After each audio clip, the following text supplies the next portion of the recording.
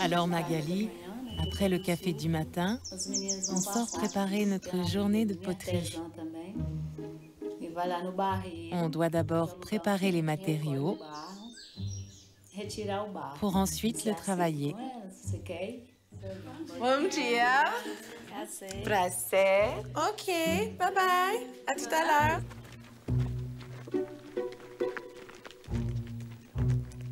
Pour confectionner les plus belles pièces de poterie, il faut la meilleure argile, sans quoi les pièces cassent sous la chaleur du four.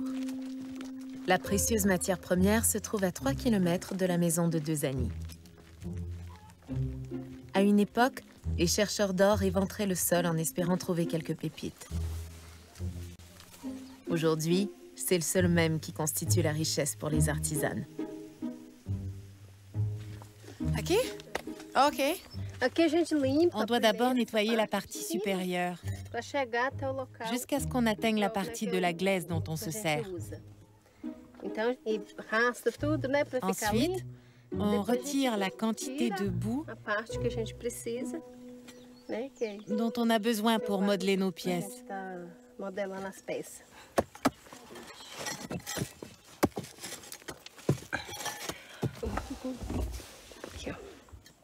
Bon? Elle est bonne. Ok.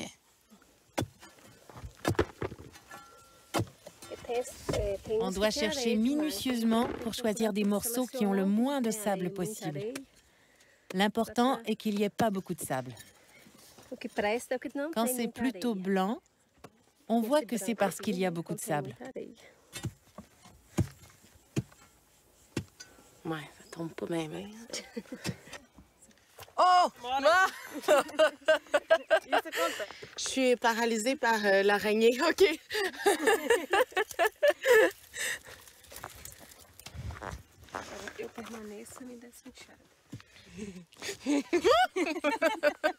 Ah.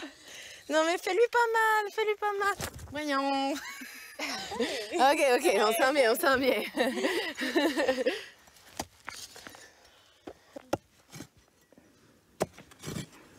On dirait que les femmes travaillent très fort ici. On travaille fort. Notre lot de travail est grand. Bon, là, c'était une bonne marche. Faut revenir maintenant. Comment on transporte ça? On le prend. Oui. On le prend comme ça. Sur la tête? Et on le pose sur notre tête. Non. Et on part avec notre bol. C'est vrai? OK, pas de la main.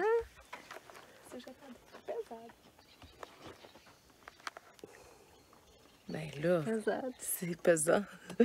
OK. Bon. Bye.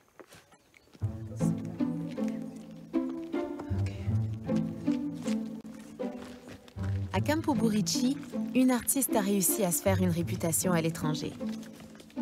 S'il est vrai que les poupées ressemblent à leur créatrice, nul doute que Zezinha est magnifique. Zezinha? Magali, Prazer. Oh! Enchantée, le plaisir est tout le mien. Je suis Zezinha. Je te présente Zezinha, l'artisane de renom qui confectionne les belles figurines de notre région. À présent, on va aller faire le tri des pièces que je vais garder pour fabriquer la terre cuite. On s'installe par ici. C'est là qu'on empile les morceaux. Puis on vient chercher petit à petit la quantité dont on a besoin. C'est notre bras marteau. Ça te montre comment on procède pour préparer notre matériel. On fait tomber le marteau comme ça, pour réduire l'argile à l'état de poudre. Pour la concasser. C'est ça.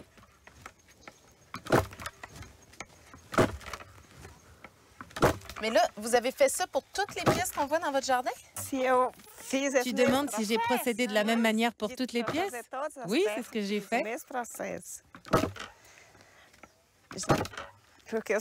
Pour toutes les pièces, on procède de la même manière. On ne pourrait pas façonner l'argile si on ne préparait pas d'abord la glaise pour faire la terre cuite. Une fois qu'on a concassé l'argile, on doit passer les roches au tamis pour préparer une bonne base de terre cuite. C'est la prochaine étape que je vais te montrer. Une fois qu'on a passé l'argile au tamis, comme ceci, on la mêle avec de l'eau pour former une pâte. Elle ne doit pas être trop molle ni trop dure. Ensuite, avec la pâte, on peut commencer à former notre pièce de poterie. Ça fait beaucoup de poussière.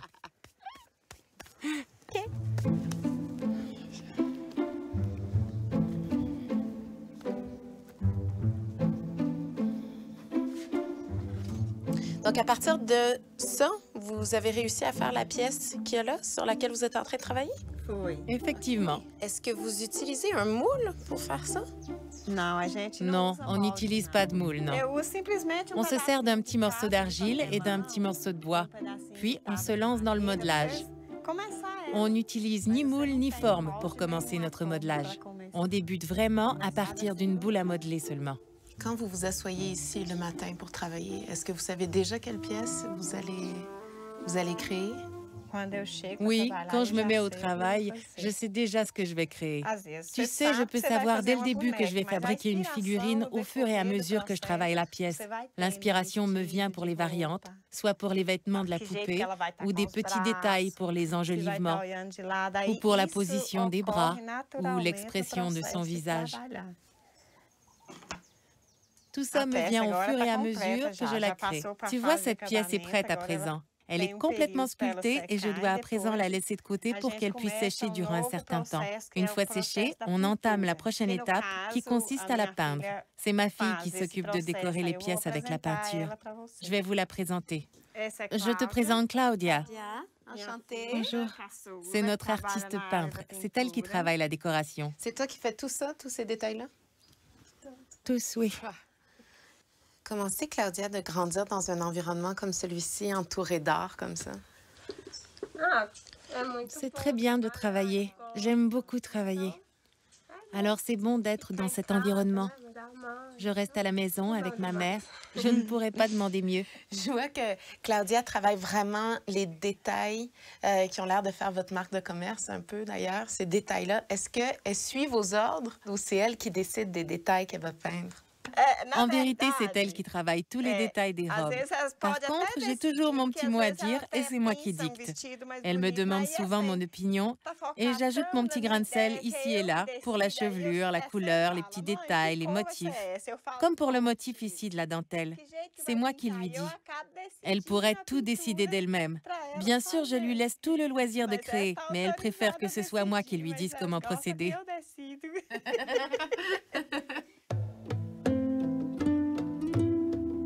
On se trouve dans mon jardin. J'ai décidé de décorer surtout avec des pièces de poterie parce que nous vivons dans une région où il n'y a pas beaucoup d'eau. Donc ça limite les possibilités de faire pousser des fleurs puisqu'on ne peut pas les arroser suffisamment. J'ai donc conçu cet arrangement de paysagement avec mes œuvres d'art. On dirait que vous avez un lien particulier avec vos statues, avec vos poupées. On dirait qu'il y a presque de la tendresse pour elles. Je crois que l'amour est dans toute chose que l'on crée. Dans tout ce que nous faisons, on doit y mettre de l'attention, des soins, une forme d'amour. Dans le travail comme dans la manière de prendre soin des gens. Je vous ai dit que nos filles travaillent avec nous et qu'on doit les épauler. Au-delà de cela, même la personne la plus organisée qui n'investit pas d'attention à ce qu'elle fait finira à un moment donné par donner l'impression qu'elle laisse tomber. Et ça paraîtra dans le résultat. Contrairement à la plupart des artisanes du village, Zizinia travaille avec son mari Ulysse, qui s'occupe de la cuisson des pièces, de la vente et de l'administration. C'est une véritable entreprise familiale. Ulysse? Bonjour, tout va bien? Rares sont les hommes qui travaillent dans la communauté, Ulysse. Encore plus rares sont les couples qui travaillent ensemble. Est-ce que vous vous comptez chanceux? Vous êtes une exception? En fait, je pense que oui. Je suis déjà sorti de la communauté, moi aussi, comme les autres hommes, pour aller travailler en ville. Moi, j'ai la chance à présent de pouvoir rester auprès de ma douce et de mes filles, puisque je n'ai plus besoin de sortir de notre localité pour travailler. Je pense personnellement que je suis très chanceux. Vous vivez entouré de femmes assez extraordinaires, c'est ce que j'en comprends. Est-ce que vous êtes fier de vos femmes? Bien sûr que je suis fier. C'est enchanteur. Tout chez nous part de la famille. et ça repose entièrement sur les femmes. Vous savez, quand j'allais aux réunions de l'association, il y avait là 45, 50 femmes, et j'étais le seul homme. Je me sentais un peu comme un poireau parmi toutes ces femmes. Oh! Obrigada, Ulysse.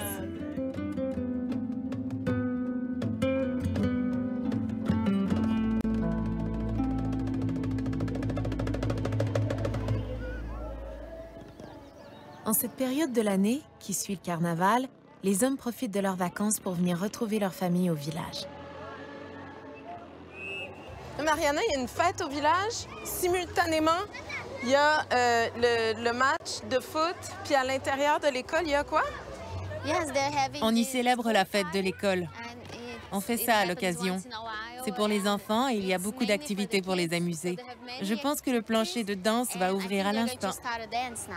Ah, OK. Une danse. OK. Une danse? Non, je suis plutôt spectatrice.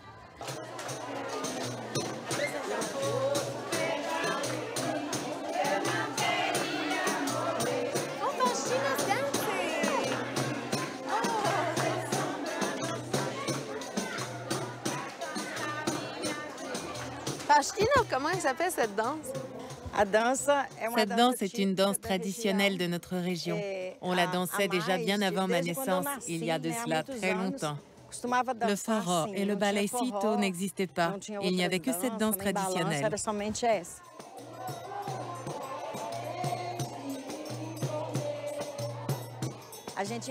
On travaillait dur au champ. Puis, on revenait pour souper. Et ensuite, on faisait la fête et on dansait la ronde. Pendant que d'autres récitaient des vers ou des poèmes qu'on apprenait ensuite à chanter. On inventait des chansons d'amour et des cantiques pour la famille et des chœurs pour la communauté.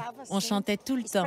Si on voulait passer un message ou signifier quelque chose à quelqu'un, on le faisait en chanson.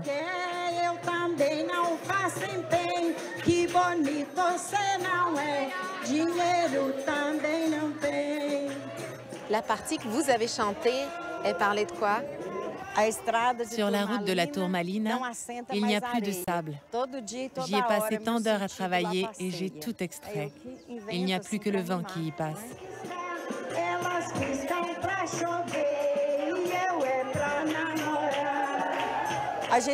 Tu sais, on n'arrête jamais. On est toujours en train de travailler ou de s'occuper à quelque chose. Quand on a la chance de se regrouper pour danser, on se retrouve avec des gens qui nous écoutent et on trouve aussi de nouvelles voix avec lesquelles entonner nos chansons. On chante pour nos amoureux, pour nos enfants, la sérénade. À l'époque, il n'y avait pas de place pour des démonstrations d'amour. Pas même se tenir la main. On devait trouver un moyen de faire savoir à l'élu de notre cœur combien on l'aimait. On le faisait en chantant. Nos parents ne nous auraient jamais laissé être proches, ni même nous tenir la main.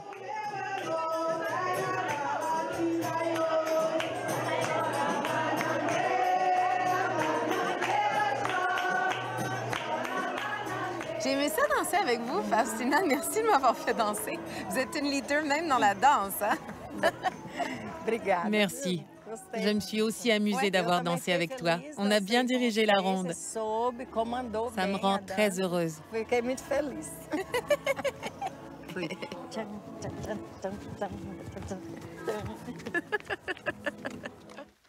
J'ai hâte de voir c'est quoi. Aha! C'est ça? Oui, deux? Les deux? Oui, elles sont juste là. J'ai jamais vu ça.